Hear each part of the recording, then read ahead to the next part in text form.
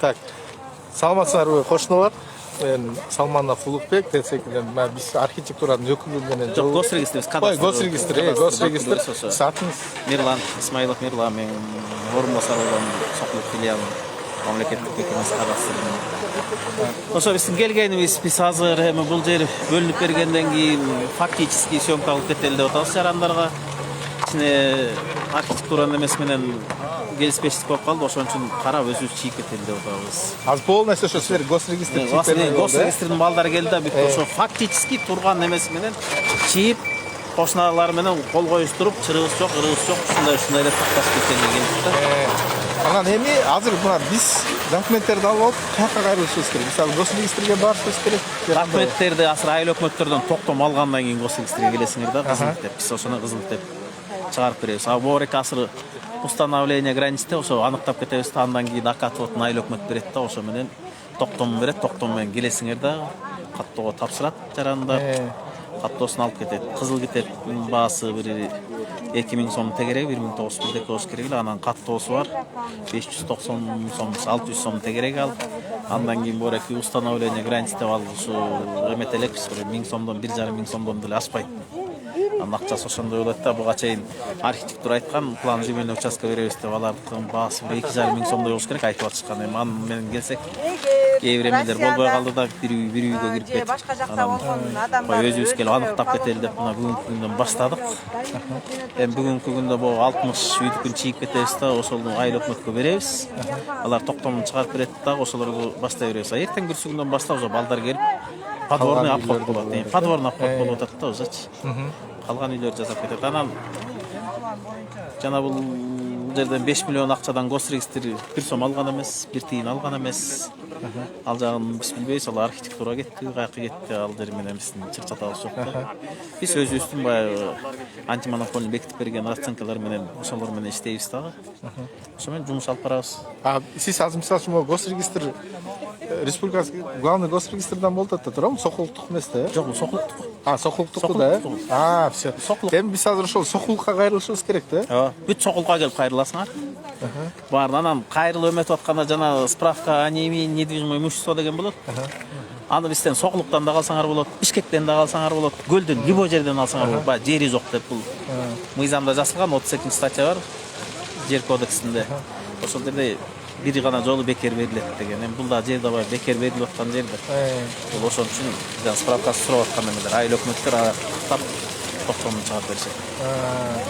Эми мисалы үчүн ошол жери жок дегендечи, ошол кандай жерлер кирбейт да? Мисалы үчүн баягы үлүш жери бар айылда. Жок, алар допустим каралбайт. Үлүш жер ал сразу чыгат. Үлүш жер деп сатып алган болсо договор купли деп чыгат. Бул жерде предоставленный земельный участок болбош керек да. Бөлүнүп берилген, тамса болгон. Каяктан бөлүнүп берсе, нарынданбы, Баткенден, Боштон, Жалал-Абадтан болсо, ал бөлүнүп бергенде чыга берет. Жана бир байке келип көрсөтпөдү. Өкмөттөн алган жер туурабы? Өкмөт берген жер ошондой болбош керек. Мындай өзү сатып алган болсо? Жок, сатып алган болсо аны карабайбыз. Ал сатып алган. Эчтеке болбойт. Мисалы үчүн өзү алып саткан эчтеке болбойт, э? Ал эчтеке болбойт. Эми бул эмеси бар, земельный комиссиянын немесичи бөлүнүп берилип атканда ал жерде баягы тамы бар сатып алган немени караш керек болчу. Эми бул жерде салып алгандан кийин бул существующий неме менен кетип атат. Ошого жардамчылык болуп эметип калып атат да. Айыл өкмөттүн комиссиясы карап туруп аны чыгарып берип болуш керек. Там салып алдыңар, жашадыңар. А баягы жердин өзүнүн положениясы боюнча болгондо анда карамак аны делечи. Анан бияктан аны карабайт болуш керек.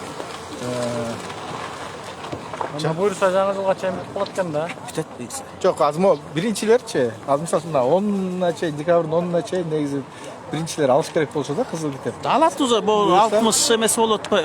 Бүгүн чийип кетсек, эртең токтом берсе, пятницага чейин буюрса, буюрса бир 30 киши точно алып калат да. Мениз чоң рахмат сизге. Жакшы. Вот, в общем, түшүнүктүү эле болду болуш керек. Бул баягы ТЦКге байланыштуу. Эмне караңгы болуп калган, караңгы болуп атабы видео. Ошол азыр госрегистрдан келишти, бүт үйлөрдү бүгүн 60 үйдү полностью чийип кеткен да. Анан кийин 60 үйдү чиет дагы ошолорду тапшырабыз деди. Буюрса 5-күнгө чейин документтерин алып калышат дейт да. Вот. Астыгына тетигиндей бир эмелерин көтөрүп алып келишти, ичинде иштерин. 13 киши келди госрегистрдан. Ошо мурда архитектура кылат болуп аткан, эми архитектура эмес, ошо госрегистр өзү кылабыз дешти. Акчасы жөнүндө түшүндүңөр. Жана биздин кошуналар азыр айтып мындай тиги баягы 5 миллион бөлүнбөдү эле, ошол акчадан бекерда деген туура эмес, ал деген 5 миллион ал өзүнүн башка максаттары бар болсо керек.